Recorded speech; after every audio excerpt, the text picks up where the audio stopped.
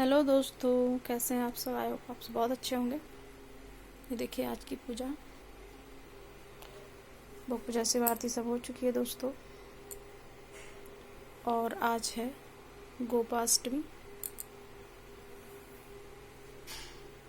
ये देखिए, तो ये हमारी पूजा हो चुकी है।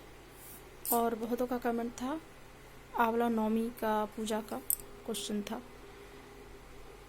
कि अगर हम दूर में है दी कहीं पे नहीं है तो हम आंवला नवमी कैसे कर सकते हैं। तो आंवला नवमी करने के लिए आपको एक आंवला आप लगा लें कार्तिक शुरू होने से पहले गमले में, और 1 महीना उनका सेवा करें, उसमें दीप दान करें, उसमें जल चढ़ाएं। ठीक है, सुबह शाम दीप जलाएं।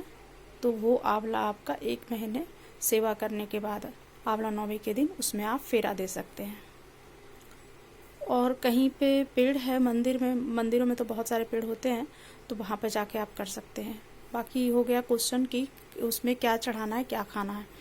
तो आप चाहें तो नवमी है, नवमी का व्रत तो ऐसे भी लोग बहुत रखते हैं, लेकिन जो नहीं रख पाते हैं, जिनके क्या जो छठ व्रत करते हैं या 3 दिन की फास्टिंग हो जाती है तो नहीं रख पाते हैं, तो उनके लिए है कि आप आंवला के नीचे बना के पंडित जी से पूजा करवा करके करने के बाद आप अपना व्रत तोड़ सकते हैं। देखिए, व्रत तोड़ने के लिए हमें खीर बनानी होती है, कुछ मीठा बनाना होता है। अगर आप कुछ नहीं भी बना पाते हैं तो ये देखिए ठेकुआ जो छठ में हम लोग बनाते हैं, चढ़ाते हैं, तो वो ठेकुआ से भी आप व्रत अपना तोड़ सकते हैं।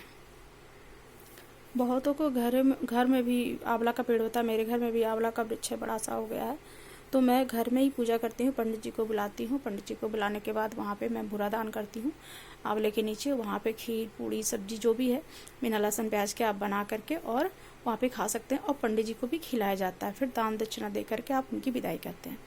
तो इस प्रकार से होता है। कहीं पे अगर नहीं है कुछ, अगर घर में नहीं होता, बहुत जगह होता है कि जगह नहीं होने के कारण बहुतों के पास नहीं होता है घर में, तो आप आंवला का पूजा करना चाहते हैं तो बस उसी तरीके से करें। और सबसे विशेष उनके लिए आंवला दान ज़रूरी होता है जो छठ का व्रत करते हैं। तो छठ व्रत करने से कहा जाता है कि छठ का जो व्रत करते हैं, अगर उन्होंने इतवार का व्रत यानी संडे का व्रत नहीं किया तो उनका छठ का व्रत पूरा नहीं होता है, पहली बात। दूसरी बात, आंवले की पूजा पूरे कार्तिक भर करनी होती है और उस दिन फेरा देना होता है, तब आपका छठ का व्रत पूरा होता है, ऐसा भी कहा गया है। कार्तिक मास का जब कथा आप सुनते हैं तो उसमें यह वर्णन आता है। तो अगर आप कुछ नहीं बना पा रहे हैं तो आपका जो छठ पूजा में हुआ, या फिर आपके क्या छठ नहीं भी हुआ है, तो आप इस प्रकार से सिर्फ ठेकुआ और ये चावल के जो लड्डू होते हैं वो बना लें। बनाने के बाद आप ज़्यादा कुछ ना बना पाते हैं तो बस बना लें, थोड़ा पूजा करने के लिए और व्रत खोलने के लिए। आपको नमक खाना है तो आप सेंधा नमक में बना के खा सकते हैं बिना लहसुन प्याज का। नहीं खाना है तो आप फिर मीठा भी खा सकते हैं। आप खीर बना सकते हैं, पूड़ी बना सकते हैं, पराठा बना सकते हैं। इस प्रकार से आप व्रत तोड़ सकते हैं।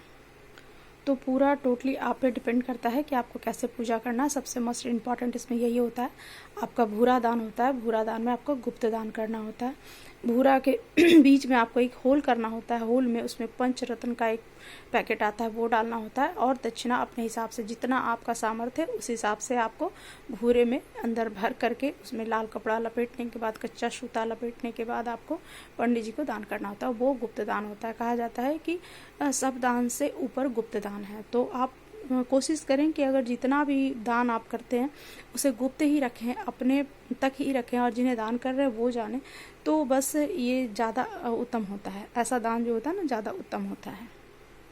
कोई भी दान या सेवा जो होता है ना गुप्त तरीके से, जैसे मैंने किसी का अगर सेवा कर दिया, फिर 4 लोगों के पास जाकर मैं बारी बारी से बोली मैंने उनका सेवा कर दिया, मैंने उन्हें खाना खिला दिया, मैंने उन्हें कपड़ा पहना दिया, तो ये चीज़ जो होता है ना वो बेकार होता है। वो उसका कोई ना तो आपका कोई खाते में जुड़ता है, ना फल मिलता है और कुछ नहीं। और जब भी कोई सेवा करे तो फल की आशा करके ना करे। आप निस्वार्थ भाव से सेवा करने वाला सेवा आपका बहुत ही उत्तम होता है। तो आंवला नवमी पे सबसे विशेष तो हमें यही ध्यान रखना है कि गुप्त दान करें या किसी की सेवा करें या किसी की मदद करें तो आप उसे बार बार बखान ना करें सबके पास, नहीं तो वो बेकार वाली बातें होती हैं।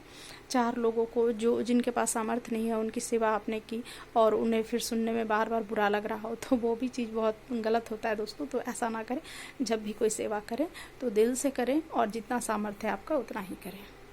और आंवला नवमी के पूजा में विशेष क्या होता है, विशेष उसमें भूरा होता है, एक नारियल होता है, लाल कपड़ा होता है, कुछ दक्षिणा होता है, कुछ मीठे फल तो होते ही हैं, कुछ मीठा, जैसे कि आप ठेकुआ बना ले या खीर बना ले या पूड़ी बना ले, तो वो इम्पॉर्टेंट होता है।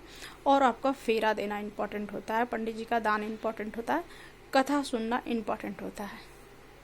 तो आंवला पूजा में इतना चीज़ आपको ध्यान रखना है, फेरा देना है, दक्षिणा देना है, ज़रूरी है, और कुछ बना के वहीं पंडित जी को खिलाना है और आंवले के